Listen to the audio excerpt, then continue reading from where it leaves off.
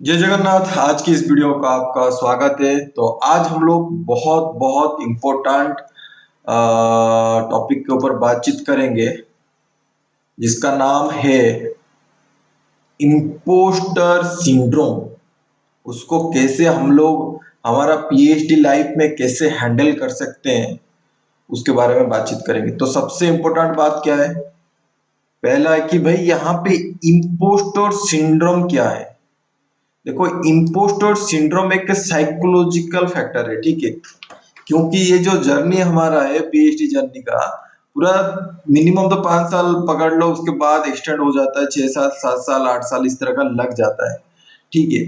तो इस पीरियड में ऐसा नहीं है कि इम्पोस्टर सिंड्रोम जो साइकोलॉजिकल कंडीशन है वो सिर्फ ये जब पीएचडी खत्म होने वाला है तब आता है, ऐसा नहीं। वो धीरे धीरे डेवलप होता है।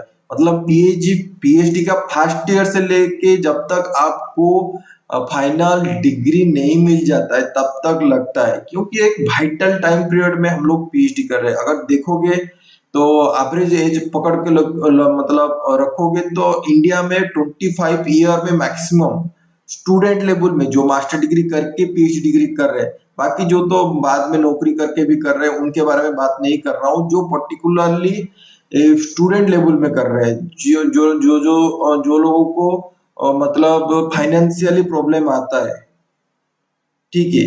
ये इम्पोस्टर सिंड्रोम जो होता है बहुत डैमेज करता है, ठीक है। और जो नौकरी करके भी कर रहे हैं वो भी उनको लगेगा, जब उनको कंप्लीशन टाइम नहीं, मतलब जब पीएचडी का टाइम जा रहा है और जो पीएचडी का टारगेट है, जैसे पेपर लिखना है, थीसिस लिखना है, वो टारगेट जब कंप्लीशन नहीं होता है ना, ये इम्पोस्टर सिंड्रोम क्या होता है, वहां पे हावी हो जाता है दिमाग में, ठीक है। तो पहले हम लोग देखेंगे कि ये इम्पोस्टर सिंड्रोम क्या है और उसका सॉल्यूशन क्या क्या है, वो क्या क्या ध्यान आप रख सकते हैं। ये पर्टिकुलरली ये पीएचडी लाइफ का है, ठीक है। तो इम्पोस्टर का मतलब आप क्या समझ रहे हो? इम्पोस्टर का मतलब धोखेबाज। तो ये आपको फीलिंग आएगा खुद को। मैं आपको नहीं बोल रहा हूँ, मैं मुझे भी मेरा पीएचडी लाइफ का बीच में बीच में जब पीएचडी का रिसर्च वर्क कर रहा था तभी ये धोखेबाज टाइप का मतलब अंदर से आता है कि मैं खुद एक धोखेबाज हूँ, एक इम्पोस्टर हूँ। वो किस किस कारण के लिए आता है उसके ऊपर हम लोग बातचीत करेंगे। ये साइकोलॉजी, देखो साइकोलॉजी बहुत इंपॉर्टेंट रोल लेता है जब हम लोग का पीएचडी का लाइफ और जर्नी में हम लोग चल रहे हैं, ठीक है। तो imposter syndrome, the feeling of being inadequate or doubting one's ability despite evident success, is a common among PhD students। तो पर्टिकुलरली जब हम लोग खुद को डाउट करते हैं, हमारा एबिलिटी के ऊपर डाउट करते हैं कि भाई मैं क्या काम कर रहा हूँ, ये काम क्यों आगे नहीं हो रहा है, उसको आप कैसे हैंडल कर सकते हैं, उसके ऊपर देखेंगे, ठीक है। तो पहले दिखा देता हूँ कि भाई इम्पोस्टर सिंड्रोम क्या है, ठीक है। तो पर्टिकुलरली हम लोग खुद को फ्रॉड एक टाइम में खुद को बोलते हैं, मतलब कुछ पेपर पब्लिश नहीं होता है, काम एक्सपेरिमेंटल अगर कर रहे हैं, कुछ सक्सेस नहीं मिल रहा है, तब हम लोग ये खुद को ये पर्टिकुलर साइकोलॉजिकल डिस्टर्बेंस में हम लोग पाते हैं, ठीक है। तो ये कौन कौन सा केस में आता है? जब आपका खुद का सेल्फ डाउट ज्यादा बढ़ जाता है। सेल्फ डाउट मतलब पर्टिकुलर अगर देखोगे, फर्स्ट ईयर में इस तरह का इतना नहीं लगता है, first year second year PhD का इतना नहीं लगता है, थर्ड ईयर भी कभी कभी नहीं लगता है। लेकिन जब 4 साल स्टार्ट हो जाता है उसके बाद रिसर्च का काम को लेके खुद के अंदर सेल्फ डाउट जनरेट हो जाता है, ठीक है। तो ये आपको क्या करवाता है, आपको पता है। अगर आप पीएचडी कर रहे हो तो आपको पता है, अगर कोई पीएचडी करने वाला है तो ये भी आप खुद से जान लो कि ये आपको क्या करवाएगा, ये सेल्फ डाउट। ये आपको कॉन्स्टेंटली क्वेश्चन किसके ऊपर करेगा ना, आपका एबिलिटी, आपका फीलिंग के ऊपर करेगा कि भाई पीएचडी आपके लिए नहीं है, you don't belong here, self doubt. मैं तो मेरे मेरे बारे में अगर मैं बताऊंगा, जब मैं थीसिस सबमिट कर रहा था, मेरा कॉलेज में नहीं कर रहा था, मैं जिस यूनिवर्सिटी में जाके थीसिस सबमिट किया, वहां पे इतना मतलब मुझे रैगिंग कर दिए, मुझे लगा कि उस पर्टिकुलर टाइम में भाई पीएचडी पीएचडी मतलब थीसिस सबमिट कर रहा हूँ वहां पे, और जो पीएचडी का जो जर्नी इतना डिफिकल्टी लेवल में लेके आया है, self doubt, fear of failure, discounting success, perfectionism, ये सब जो चीज अंदर में आप वो घुसा देते हो ना इतना टाइम तक जब रहते हो, तब उस टाइम पीरियड में मुझे लगा कि नहीं मैं पीएचडी छोड़ दूंगा। मतलब वो एक तरह का रैगिंग उस तरह का किए थे थोड़ा सा। बाद में वो बातचीत करके क्लियर हो गया, ठीक है। लेकिन उस टाइम में उस पॉइंट में इतना नफरत आ रहा था कि पीएचडी पीएचडी कुछ नहीं उसको छोड़ दूं। तो ये मेरा, मुझे कभी नहीं लगा था कि, क्योंकि मैं डिसाइड किया था कि मुझे पीएचडी खत्म करना है। अभी तक मेरा थीसिस सबमिशन कर चुका हूँ, लेकिन फाइनल डिसर्टेशन जो होता है वो अभी तक नहीं किया हूँ, जो फाइनल वॉइस होता है वो अभी तक नहीं हुआ है। लेकिन एक टाइम पीरियड आएगा, लगेगा। मुझे नहीं लगा था कि पीएचडी थीसिस सबमिशन करना मतलब बहुत बड़ी बात है, ठीक है। आपका कोर्स वर्क खत्म हो गया, पेपर लिखना खत्म हो गया, थीसिस लिखना खत्म हो गया, ठीक है। वो जो हर 6 महीने में मतलब रिविजिट करते हैं कि आपका पीएचडी का प्रोग्रेस क्या होता है, उसको भी मैं खत्म किया था। उसके बाद मैं सबमिशन करा। उस पॉइंट ऑफ टाइम में मुझे, मेरा दिमाग में ये मतलब इतना खराब हो गया था कि भाई पीएचडी छोड़ दो, इस तरह का लगेगा। तो ये पर्टिकुलर नहीं है कि भाई पीएचडी का 2-3 साल में आके भी इस तरह का फीलिंग आएगा। अब 4 साल, 5 साल, 6 साल, ये पता नहीं कब आएगा, क्योंकि जो जर्नी का डिफरेंट डिफरेंट डिफिकल्टी लेवल होता है वो आपका दिमाग के अंदर रहता है। मेरा दिमाग में अंदर रहा, इसलिए इस तरह का लगा कि नहीं पीएचडी वीएचडी सब छोड़ दो। तो ये सेल्फ डाउट बहुत खतरनाक है। तो उससे आपको कैसे निकलना है, सॉल्यूशन के बारे में बातचीत करेंगे, ठीक है। उसके बाद फियर ऑफ फेल्योर का हम लोग को लगता है, क्योंकि मतलब ये कंटिन्यूस लगता है कि डर लगता है कि कुछ मिस्टेक हो जाएगा, मतलब खुद का मैं सक्सेस हो पाऊंगा कि नहीं। मतलब पीएचडी सिर्फ पास करने के लिए। मैंने आपको बताया था कि अगर मेरे वीडियो को कंटिन्यू करके देख रहे हो तो मैंने बताया था कि भाई इंडिया में 2022 का आसपास इंडिया टुडे जो न्यूज सेक्शन देता है, तो वहां पे एक पब्लिश किया था आर्टिकल कि भाई 2,12,000 पीएचडी ज्वाइन करते, 24,000 ओनली पास होते। तो लगभग 100 स्टूडेंट से अगर देखोगे 10 स्टूडेंट पास होते हैं। तो मुझे उस 10 स्टूडेंट के अंदर रहना है, ठीक है। तो कभी कभी ये फियर ऑफ फेल्योर आपको लगा के रख देगा कि वो 10 स्टूडेंट से आपको नहीं रख के वो 90 स्टूडेंट के अंदर फेंक देगा। तो ये फियर ऑफ फेल्योर धीरे धीरे आपके अंदर डेवलप होता है, तो उससे कैसे भी निकलते हैं उसके बारे में बातचीत करें। Discounting success. डिस्काउंटिंग आपको लगेगा कि मेरा लॉक खराब है, टाइमिंग ठीक चल नहीं रहा है। देखो भाई, एफर्ट और खुद का जो टैलेंट है उसके ऊपर ज्यादा बिलीव करो। अगर आप पीएचडी कर रहे हो, जर्नी में चल रहे हैं ना, इधर लॉक और टाइमिंग के बारे में मत सोचो। आपको लग रहा है 5 साल चला गया, 6 साल चला गया, 7 साल हो गया, आप किस टाइम में क्या क्या काम, मिनिमम काम थीसिस सबमिशन करने का काम एक स्टूडेंट का होता है, वो उतना तक मतलब आपको सुपरवाइजर के साथ अपना बातचीत करना पड़ेगा। जब आप थीसिस लिख दोगे, सर मैं अभी सबमिट करना चाहता हूँ, वो तो आप कर सकते हो 6 साल के अंदर, 7 साल के अंदर कर सकते हो। उसके बाद क्या होगा उसके बारे में नहीं। तो वो जो खुद के टैलेंट और एफर्ट के ऊपर आप भरोसा करो, ये लॉक और टाइमिंग के ऊपर इतना ध्यान मत दो। हर एक कॉलेज का, हर एक यूनिवर्सिटी का अलग अलग मतलब सेटिंग करके रखे हैं वो किस तरह का पीएचडी निकालेंगे, ठीक है। कोई कोई कॉलेज और यूनिवर्सिटी वो ध्यान ही नहीं देते हैं भाई, पीएचडी का स्टूडेंट अभी थीसिस सबमिशन कर दिया और एक पर्टिकुलर टाइम फ्रेम में निकालने के लिए कोई कोई यूनिवर्सिटी ध्यान ही नहीं देते। तो अगर वो लोग ध्यान नहीं दे रहे खुद को बर्बाद करने के लिए, आप क्यों बोल रहे हो कि मेरा लॉक खराब है, टाइमिंग खराब है, इस तरह का। मैं भी इस तरह का, ऐसा नहीं कि मैं नहीं बोलता, मैं भी बोलता हूँ कि मेरा टाइमिंग और लॉक खराब है। लेकिन इससे सोच के हमको आगे निकलना है, ना कि ये लॉक और टाइमिंग के चक्कर में हम लोग को रुक जाना है। लाइफ में जो आगे करना है उसको आपको आगे उसको आप आगे लगा सकते हो कि क्या क्या करना है, उसके ऊपर आप काम कर सकते हो। परफेक्शनिज्म के ऊपर आप ज्यादा मतलब ध्यान मत दो कि मेरा ये चीज परफेक्टली होना चाहिए। लाइफ में कुछ परफेक्ट नहीं होता है। अगर आप पीएचडी कर रहे हो, 26-27 साल हो चुका है, पीएचडी का जर्नी में चल रहा है, क्या आपको आज तक लगा, अगर इंडिया में 75 ईयर तक अगर एवरेज टाइम में अगर जिंदा रह रहे कोई से, थर्ड आपका 25 ईयर के बाद आप पीएचडी कर रहे हो, मतलब आपका 33% आपका लाइफ का चला गया है। उससे आप कुछ देखे क्या? परफेक्शनिज्म कुछ होता है क्या? परफेक्ट कुछ नहीं होता है। तो जितना काम हो रहा है उसको लेके आप आगे चलो, आगे मिस्टेक होगा देखा जाएगा। परफेक्ट, ये मेरा परफेक्ट रिजल्ट क्यों नहीं मिल रहा है, परफेक्ट रिजल्ट क्यों नहीं मिल रहा है, उस चक्कर में अगर आप फंसे रहोगे तो फंसते ही जाओगे, और आपका इम्पोस्टर सिंड्रोम जो साइकोलॉजिकल डिस्टर्बेंस देगा उसमें आप निकल नहीं पाओगे।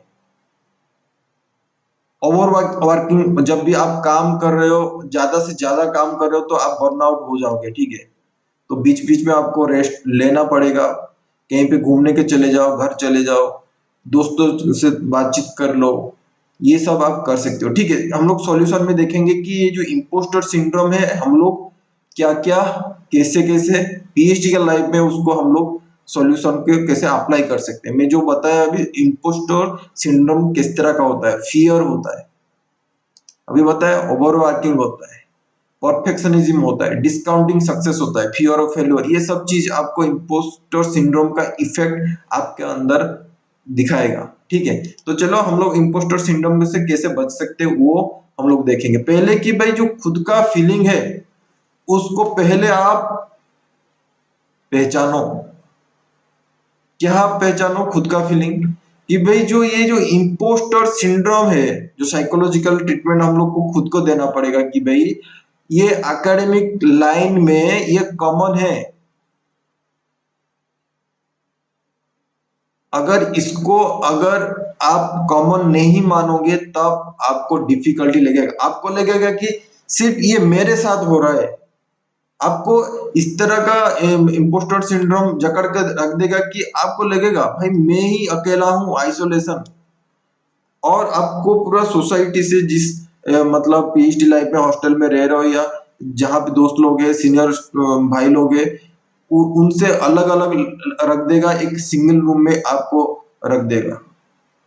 ये आप सोचो कि ये जो इम्पोस्टर सिंड्रोम में खुद को नीचा गिराने का जो दिमाग में बिठा देता है, ठीक है, तो उसको एक कॉमन कॉज है, मतलब एकेडमिक लाइफ में ये कॉमन है। तो जो चीज कॉमन है तो आपको इतना नहीं सोचना है कि मैं क्यों परफेक्ट नहीं हूं, इतना ज्यादा सोचना नहीं है। तो खुद का फीलिंग को आप परफेक्टली पहचानो। नेक्स्ट पॉइंट अगर देखूंगा कि इसके बारे में बातचीत करो, किसके साथ बातचीत कर सकते हो, अपने फैमिली के साथ कर सकते हो, फ्रेंड्स के साथ कर सकते हो, सीनियर भाई के साथ बातचीत कर सकते हो, अपना असिस्टेंट जो सुपरवाइजर है उनके साथ बातचीत कर सकते हो। और ये खुद को दिमाग में बैठा दो कि आप सिर्फ अकेले नहीं हो। अगर मेरा कोई वीडियो देख रहा है, मैं बार बार बोल रहा हूँ, 100 लोगों से सिर्फ 10 लोग पीएचडी कर रहे हैं, मतलब 90% यहाँ पे क्या हो रहा है, लोग अकेले पढ़ते हैं। तो इसलिए बीच में क्या बोलते हैं कि no, PhD is not for me. मैं जब वहां पे गया था जो थीसिस सबमिशन करने के लिए, वो अच्छी बात बोले, ठीक है, मैं बोला कि नहीं मैं पीएचडी पीएचडी नहीं करूंगा। वो थोड़ा सा रैगिंग जैसा मुझे किया तो मुझे अच्छा नहीं लगा, तो मैं बोला कि मैं छोड़ दूंगा, ठीक है। क्योंकि पूरा होल लाइफ उस तरह का लगा कि क्योंकि अकेला था, ठीक है। मैं मेरा टाइम जब ज्वाइन किए थे तो हम लोग 5-6 जन ज्वाइन किए थे, लेकिन कोई पीएचडी कंटिन्यू नहीं कर रहा है ठीक से, मैं ही सिर्फ अकेला था। तो जब आप अकेले हो जाते हो तब क्या होता है कि आपको ज्यादा बहुत डिस्टरबेंस होता है। ये मेरा यूट्यूब चैनल जब मैं पहली बार, अगर मेरा कोई पहली बार पहला वीडियो अगर देखोगे, वहां पे मेरा मतलब बातचीत का तरीके से आपको पता चल जाएगा कि मैं अंदर से बहुत बहुत डिप्रेशन था। तो इसलिए मैंने स्टार्ट किया वहां पे मेरा यूट्यूब चैनल, इसलिए स्टार्ट किया था, ठीक है, ताकि मुझे किससे बातचीत करना है, क्योंकि जो दोस्त लोग हैं उनका भी पास टाइम नहीं है, और फैमिली के साथ आप बातचीत करेंगे लेकिन वो उतना टेंशन अब रिलीज नहीं होता है। तो इसलिए मैंने सोचा था कि यूट्यूब में ही वीडियो बनाऊंगा और बातचीत करूंगा। तो ये जर्नी में लगभग दिसंबर 5 2023 में मैंने जर्नी स्टार्ट किया था। अभी हो गया अक्टूबर महीना, 10 तारीख हो गया 2024 का। तो ये हर एक दिन में वीडियो बना के, कुछ ना कुछ वीडियो बना के, ठीक है, जो पीएचडी के रिलेटेड है, जब बनाता हूँ बातचीत करता हूँ तो ये मेरा दिमाग में थोड़ा सा डिप्रेशन को क्या करता है कि रिलैक्स करता है। तो वो आपको रास्ता ढूंढना पड़ेगा। अपना दोस्त के साथ आप बातचीत कर सकते हो, अपना सीनियर भाई लोगों के साथ बातचीत कर सकते हो, जहां पर उस तरह का माहौल है। अगर मेरा मेरा केस में माहौल ही नहीं है दोस्त लोग और सीनियर लोग के बातचीत करने के लिए, ठीक है, जहां पे अगर नहीं है तो खुद का रास्ता खुद बनाओ। मैंने यूट्यूब चैनल बना के खुद का, अरे हर दिन आओ यूट्यूब में कुछ बोलो। आपको ये मत सोचो कि मेरा व्यू आ रहा है या मेरा क्या यूट्यूब चल रहा है, चल के नहीं रहा है, पैसा इनकम हो रहा है, उसके बारे में मत सोचो। आप आ रहे हो, अपना जो अंदर का दिमाग का जो है भड़ास है, उसको आप निकाल सकते हो। आप डायरेक्टली नहीं बोल सकते यूट्यूब में ऑब्वियसली, लेकिन पीएचडी रिलेटेड बातचीत कर सकते हो। उससे क्या होता है कि क्लियर होता है। जब तक आप इसके बारे में बातचीत नहीं करोगे आपको अकेला फील होगा, और जब अकेला फील होगा तो ये जो इम्पोस्टर सिंड्रोम साइकोलॉजिकल दिमाग में बस जाएगा और आपको लगेगा कि भाई पीएचडी इज नॉट फॉर मी, और ये सबसे खतरनाक चीज है। ठीक है, बातचीत करना पड़ेगा आपको। और क्या कर सकते हो, ज्यादा से ज्यादा फोकस करो सीखने के लिए, ना कि परफेक्ट होने के लिए। और आप ये दिमाग में मतलब दिमाग के ये पॉइंट, एक पॉइंट लगा दो कि भाई पीएचडी एक लर्निंग प्रोसेस है। ओके, मतलब मिस्टेक होगा, एक्सपेरिमेंट कर रहे हो, भूल होगा, कहीं ना कोई एक फैक्टर होगा, कोई ना कोई रिलेशनशिप होगा, कोई वेरिएबल के साथ वो मिस आउट कर दोगे, कैलकुलेशन मिस्टेक हो जाएगा। ये part of that journey, PhD का लाइफ में ये मिस्टेक होगा। तो उस प्रोसेस को आप सीखो और उससे कैसे ग्रो करोगे उसके बारे में सीखो, ठीक है। परफेक्ट होने के लिए नहीं है, हम लोग को परफेक्ट नहीं होना है, ठीक है। परफेक्ट, जिसको परफेक्ट होना है वो पीएचडी मत करो, परफेक्ट में चक्कर में मत रहो। ये एक जर्नी है, उसी हिसाब से आपको आगे जाना है, क्योंकि यहाँ पे खुद को करना पड़ता है। आपको कोई बताता नहीं कि भाई ये कर ले आपका हो जाएगा। ये कोई मतलब अप टू मैं बोल रहा हूँ, जब पीएचडी ज्वाइन तक इंडिया का सिस्टम क्या है, अगर आपके दिमाग में अभी तक घुसा नहीं है तो आप वो एक्सपीरियंस नहीं किया। मतलब मैं बोलना चाहता हूँ कि इंडिया में, स्पेशली इंडिया में हमारा जो लर्निंग प्रोसेस है अप टू पीएचडी तक, हर जगह में आपको बोल देते कि ये मेरा सिलेबस है और ये सिलेबस के हिसाब से आप जो क्लास टीचर है और जो है उनको पढ़ा देते, और उसको आप रट्टा मारते हो या उसके ऊपर आप प्रैक्टिस करते हो, और आप एग्जाम दे देते हो और आप पास हो जाते हो। पीएचडी उस तरह का नहीं है। पीएचडी को खुद को लर्न करना पड़ेगा और खुद को लिखना पड़ेगा, खुद को एक्सपेरिमेंट करना पड़ेगा। ये किस तरह का हो गया, जैसे ब्रह्मा भगवान जो है हमारा, ठीक है, ब्रह्मा विष्णु महेश, ब्रह्मा भगवान ने पूरा अर्थ का हर एक पार्ट को बनाया था, जो हम लोग का हिंदू स्क्रिप्चर में है, ठीक है, वो हर एक चीज बनाया था। तो यहाँ पे पीएचडी में इस तरह का होता है कि आपको बनाना पड़ेगा, you are going to create something.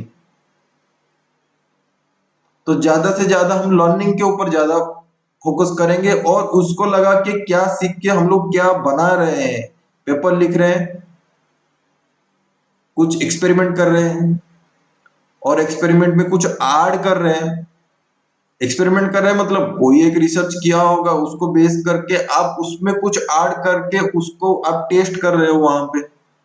तो ये गारंटी नहीं कि परफेक्ट रिजल्ट वहां पे मिलेगा, उसमें क्या मिलेगा मुझे पता नहीं है, इट्स ओके। आप जो जो उस रिजल्ट से, एक्सपेरिमेंट से मिल रहा है, उसके बेसिस पे आप काम करके अपना रिसर्च पेपर लिखो और उसको जाके प्रेजेंट करो। वही आप लिख सकते हो थीसिस में। ऐसा नहीं कि भाई परफेक्टली क्यों नहीं हुआ है, अब अगर कंपैरिजन करोगे भाई यूएस है और इंडिया के हिसाब से आप कंपैरिजन करोगे, क्योंकि आप जो हम लोग रेफरेंस पेपर यूज करते हैं वो बाहर देश का होता है, वो लोग इस तरह का किए थे और वो सब कुछ मेरे से भी उस तरह का परफेक्टली होना चाहिए, इसके ऊपर मत ध्यान दो। उस पेपर को पढ़ो, उससे सीख के जो आप खुद अप्लाई कर पा रहे हो वो सबसे इंपॉर्टेंट है। उसके बाद आपका जो प्रोग्रेस है उसको आप पर्टिकुलरली भाई उस प्रोग्रेस को चेक करो, आप क्या क्या प्रोग्रेस में आगे जा रहे हो। जैसे कि अगर आपको डर लग रहा है कि मेरा पीएचडी होगा कि नहीं पता नहीं, फियर ऑफ फेलोर लग रहा है, उसके बाद ओवर वर्किंग कर रहे हो, रिजल्ट मिलेगा कि नहीं, देखो भाई आप पीएचडी कर रहे हो, आप मास्टर डिग्री करके आए हो। इंडिया में कितने लोग मास्टर डिग्री कर रहे हैं, उस मास्टर डिग्री को उसके बाद एग्जाम दे के पीएचडी के अंदर आप घुस रहे हो, नेट एग्जाम दे रहे हो, गेट एग्जाम दे रहे हो, उसके बाद जाके पीएचडी घुस रहे हो, कितने लोग किए हैं। ये बात मतलब खुद को जरूर याद रखवाना है, कितने लोग कर रहे हैं। उसके बाद आप कोर्स वर्क किए, अगर आप पेपर लिख पा रहे हो उसके बाद आप पेपर लिखने का कॉन्फिडेंस आता है, थीसिस लिखने का कॉन्फिडेंस आता है। तो अपना जो प्रोग्रेस है वो छोटा भी प्रोग्रेस होगा। अगर कहीं पे फैकल्टी डेवलपमेंट प्रोग्राम में आप पार्टिसिपेट कर रहे हो, पीएचडी के लाइफ में करते हैं फैकल्टी डेवलपमेंट प्रोग्राम, पार्टिसिपेट करते हो, बहुत अच्छा है, आपको वो नॉलेज गेन हो रहा है। अगर वो लर्निंग प्रोसेस आपको सीखने को मिल रहा है तो उसमें आप खुश खुश होना सीखो। तो रेगुलरली आप क्या कर सकते हो, अपना जो प्रोग्रेस है उसको आप रिव्यू कर सकते हो। और ये आप अपना जो जो रिसर्च गाइड है, सुपरवाइजर है, उनसे जरूर फीडबैक लेना है कि भाई मेरा प्रोग्रेस किस तरह का चल रहा है, मेरा कैरियर के साथ आगे क्या क्या हेल्पफुल हो सकता है। तो ये आपका जो सेल्फ डाउट है उससे क्या होगा कि काउंटर देगा। जो डाउट लग रहा है कि लाइफ में कुछ नहीं होगा, आगे कुछ नहीं कर पाऊंगा, तो जब आप फीडबैक लोगे अपना रिसर्च सुपरवाइजर से तो वो आपको हेल्प लगेगा, थोड़ा थोड़ा तो रिलैक्स लगेगा, 100% तो नहीं लगेगा, ये अलग बात है। जब तक आपका खुद का पीएचडी जर्नी खत्म नहीं होता है तब तक आपको 100% नहीं लगेगा। लेकिन आप जब तक बातचीत चला रहे हो अपने रिसर्च सुपरवाइजर से, वो सेल्फ डाउट थोड़ा थोड़ा क्लियर होगा, तो वहां पे 60%, 70%, 80% कॉन्फिडेंस धीरे धीरे डेवलप होगा। रियलिस्टिक एक्सपेक्टेशन रखना चाहिए, अनरियलिस्टिक एक्सपेक्टेशन हाई स्टैंडर्ड वाला अगर रखोगे तो दिमाग बहुत खराब लेके जाएगा। जैसे कि आप बोलोगे कि मैं एक रिसर्च पेपर पब्लिश कर रहा हूँ, हाई इम्पैक्ट फैक्टर में करूँ, अगर आपका गाइडलाइन पता है, पीएचडी का गाइडलाइन रहता है, उस गाइडलाइन में लिखा है कि भाई वहां पे 10 point SCI index based paper चाहिए, इस तरह रियलिस्टिक एक्सपेक्टेशन नहीं है। ठीक है, अगर आप पहली बार लिख रहे हो, आप कोई हेल्प नहीं कर रहा है, खुद आप कर रहे हो 100%, ना आपका सीनियर है, ना आपका सुपरवाइजर है, या आपका दोस्त है, या आपका फैमिली है, कोई आपको हेल्प नहीं कर रहा है, खुद लिख रहे हो। अगर खुद लिख रहे हो तो आप क्यों वो सोच रहे हो जो पहला वाला पेपर लिखूंगा वो स्कोपस में ही हो जाएगा, या आपका SCI index web of science वाला पेपर में हो जाएगा। क्योंकि एक पेपर लिखने का एक लर्निंग प्रोसेस है। मेरे चैनल में और प्लेलिस्ट में जाकर देख सकते हो कि दो दो प्लेलिस्ट उसमें बनाया हो, कैसे पेपर लिखना है उसके बारे में पूरा डिटेल में बताया हूँ। अगर कोई उसको देखता है तो मैं गारंटी देता हूँ उसको सेल्फ डाउट नहीं आएगा कि स्टार्टिंग में किस तरह का पेपर लिख सकता हूँ, और उसको इम्प्लीमेंट करके और खुद का जो रिसर्च है उसको अप्लाई करके आप एड ऑन करके अच्छा वाला पेपर लिखोगे। जो अनरियलिस्टिक हाई स्टैंडर्ड वाला पेपर होगा ना, जैसे 10 पॉइंट हो गया, 20 पॉइंट वाला स्कोपस इंडेक्स हो गया, वो धीरे धीरे होगा, ऐसा नहीं कि पीएचडी के लाइफ में होगा। पीएचडी के लाइफ के आगे 10 साल के बाद आपका 10 इम्पैक्ट फैक्टर वाला पेपर हो सकता है। जब ये रिसर्च को कंटिन्यू कंटिन्यू करके जाओगे ना, तब जाके आपको पता चलेगा कि मैं मेरा रिसर्च में क्या क्या ऐड करूंगा, और उस ऐड के हिसाब से आपका पेपर का भी स्टैंडर्ड, लिखने का स्टैंडर्ड भी बढ़ जाएगा। तो रियलिस्टिक एक्सपेक्टेशन रखो। आप कोई एक्सपेरिमेंट कर रहे हो, वहां पे जितना रिजल्ट निकल रहा है उसके हिसाब से आप काम करो। अब एग्जैक्टली पूरा जो रिसर्च पेपर में पब्लिश हुआ है उसके रिलेटेड रिजल्ट क्यों नहीं आ रहा है वो आप मत सोचो। जितना आप कर रहे हो उसके बेसिस में काम करो। रियलिस्टिक एक्सपेक्टेशन रहना चाहिए, ताकि आप स्मॉल और मैनेजेबल गोल्स को आप कर सकते हो। छोटे छोटे से जितना भी काम कर रहे हो उसको सेलिब्रेट करो। ये जो परसिव्ड फेल्यूर है ना, अनएक्सपेक्टेड, जब मतलब लगता है कि मुझे ये चाहिए, तब आप फेल होना जाता है, माइंड फेल हो जाता है, फियर ऑफ फेल्यूर वहां पे इंड्यूस होता है हमारा दिमाग। रिफ्रेम नेगेटिव थॉट को आपको निकालना पड़ेगा। जैसे कि मैं बोला कि पीएचडी में आप यहाँ पे बिलोंग नहीं कर रहे हो, मैं मेरा पीएचडी नहीं है, इस तरह का आप सोचो मत। छोटा छोटा काम करो, आप सीख रहे हो, हर एक दिन आप इम्प्रूव कर रहे हो, आगे जाके आपका कुछ ना कुछ तो रिजल्ट निकलेगा। जीरो तो नहीं होगा ना, जीरो नहीं होगा, ये मैं गारंटी देता हूं। अगर हर दिन आप थोड़ा थोड़ा काम कर रहे हो, थोड़ा थोड़ा काम कर रहे हो, ये गारंटी है, 100% है, आप कुछ ना कुछ लिख के अपना रिसर्च पेपर पब्लिश कर दोगे। अगर आप एक्सपेरिमेंट कर रहे हो भी, वहां पे भी आपका क्या होगा कि ग्रोथ होगा। लेकिन आपको लग के रहना पड़ेगा। अपना जो खुद का स्ट्रेंथ हो उसके ऊपर ज्यादा फोकस करो, क्या क्या स्किल आपके पास है उसके ऊपर ज्यादा फोकस करो। जब यहाँ पे ज्यादा से ज्यादा ओवर थिंकिंग करते हो, ओवर वर्क करते हो, फियर ऑफ फेल्योर आता है, तब ये कि आपका वीकनेस बढ़ जाता है। ये जो मतलब वीकनेस है आपका अंदर, वो इम्पोस्टर सिंड्रोम आपको ज्यादा बड़ा कर देता है, मैग्नीफाई कर देता है। आपको लगता है कि नहीं, मेरे से पीएचडी नहीं होगा, इस तरह का फील होगा। तो ये उससे अच्छा है कि जो खुद का स्ट्रेंथ है, आप जितना सीख रहे हो उसके बेसिस में आप काम करके रिसर्च पेपर लिखो। एक खुद का बेसिस में आप एक्सपेरिमेंट कर सकते हो, जितना एक्सपेरिमेंट हो पा रहा है। ऐसा नहीं है कि मैं आपका दिमाग में घुस नहीं रहा है, क्योंकि देखो पीएचडी में एक चीज आपको फील होगा अंदर से, मुझे भी फील हुआ है जब एक्सपेरिमेंट काम काम का, यहाँ पे अकेला करना पड़ता है। लेकिन मुझे जितना लग रहा है अगर टीम वर्क रहेगा तो डिफरेंट डिफरेंट आइडिया से ज्यादा बेनिफिट हो सकता है। टीम वर्क रहना चाहिए पीएचडी का लाइफ में। लेकिन मैंने मैंने जितना दोस्त दोस्त लोगों के साथ बातचीत किया, वहां पे अकेला करना पड़ता है, ठीक है। क्योंकि अगर दूसरे का, अगर एक रिसर्च में दूसरा बंदा काम नहीं करेगा, क्योंकि वो दूसरा वाला बंदा जो आपका दोस्त होगा वो दूसरे लाइन में काम किया होगा। हाँ, वो नॉलेज एक्सचेंज होता है, आप बातचीत कर सकते हो, आपका काम क्या चल रहा है, मेरा काम इस तरह का हुआ है, आप एक्सप्रेस कर सकते हो, तो वहां पे लर्निंग मिलेगा क्या क्या चल रहा है। तो उसी हिसाब से आपको पता चलेगा बातचीत से आपको क्या क्या स्ट्रेंथ है, खुद के साथ, दोस्तों के साथ, सीनियर के साथ बातचीत कर सकते हो। और एक चीज है कि ये बातचीत करने के टाइम में भाई, जिसके साथ बातचीत कर रहे हो उसके साथ जाके कंपैरिजन मत करो। अगर आप कंपैरिजन करोगे तब तो आपका जो दुख भरी दिमाग है, जो डर रहा है ऑलरेडी, वो आपका जो फीलिंग है उसको एम्पलीफाई करेगा, बढ़ा देगा। तो कंपैरिजन मत करो। जो बेसिक कंडीशन है पीएचडी पास करने के लिए, उसके ऊपर आप काम करो। ऐसा नहीं है कि मेरा जो दोस्त है उसका निकल गया 10 इम्पैक्ट फैक्टर वाला, मैं यहाँ पे एक इम्पैक्ट फैक्टर वाला पेपर निकाला हूँ।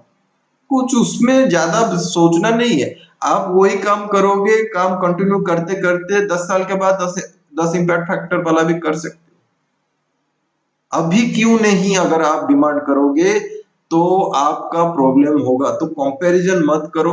आप बातचीत कर से उनसे नॉलेज गेन कर सकते हो, उससे कुछ सीख के खुद का अप्लाई कर सकते हो, ये अच्छा चीज है। लेकिन पूरा कंपैरिजन करके डिप्रेस होना बहुत गलत चीज है। सपोर्ट नेटवर्क आप डेवलप करो, और सेल्फ कंपेरिजन मतलब खुद को क्रेडिट दो, खुद का काम को क्रेडिट दो, ठीक है। उसी हिसाब से आप काम कर सकते हो। क्रिटिकल सेल्फ, ज्यादा क्रिटिकल मत हो कि भाई मतलब मेरे से नहीं हो रहा है, मेरे से नहीं हो रहा है, ये ज्यादा क्रिटिकल हो जाएगा, ठीक है। आप करो और समय दो। जब तक आप समय नहीं दोगे तब तक क्या होगा कि आपको इस चीज से आप निकल नहीं पाओगे, खुद को ब्लेम करते रहोगे। प्रोफेशनल, अगर आपको लग रहा है, फाइनली अगर आपको लग रहा है कि आपको प्रोफेशनल हेल्प चाहिए, मतलब साइकोलॉजिकल डॉक्टर के पास जाना चाहिए, आपका मेंटल हेल्थ प्रॉब्लम है। मुझे जितना लग रहा है इंडिया में मेंटल हेल्थ के कारण इतना पीएचडी पास नहीं हो पा रहा है, यही जितना सच्चाई लग रहा है। 10% पास परसेंट मतलब क्या है? हर एक स्टूडेंट मास्टर डिग्री करके यहाँ पे पीएचडी करने के लिए आ रहा है, और वो उसमें सिर्फ 10% सक्सेस रेट है। इसका मतलब ये एक पूरा मेंटल हेल्थ का कंडीशन है। तो अगर ज्यादा से ज्यादा आपको लग रहा है कि ये मेंटल प्रॉब्लम है, तो उस मेंटल हेल्थ को ठीक करने के लिए आप प्रोफेशनल साइकोलॉजिकल डॉक्टर के पास जाइए और उनसे बातचीत करके एक सॉल्यूशन निकालिए। तो ये सब पॉइंट को अगर आप देखोगे तभी जाके जो इम्पोस्टर सिंड्रोम पीएचडी लाइफ में हम लोग खत्म कर सकते हैं इंडिया। तो जो मैं बताया, अगर आपको लग रहा है अपना कोई दोस्त है, आपका खुद का है, मेरा तो खुद का था लेकिन अभी कम हो गया है, ठीक है, तो अगर लग रहा है बातचीत करो दोस्तों के साथ अच्छे से। इस तरह का भी होता है और इससे हम लोग को बच के रहना पड़ेगा और पीएचडी लाइफ को पूरा एंड तक थीसिस सबमिट करके पीएचडी पास भी होना पड़ेगा, ठीक है। अगर वीडियो को अच्छा लगा तो जरूर लाइक करना, दोस्तों के साथ शेयर करना। आज के लिए इतना ही है। Jai Jagannath, lots of love from Odisha. See you in the next video, bye.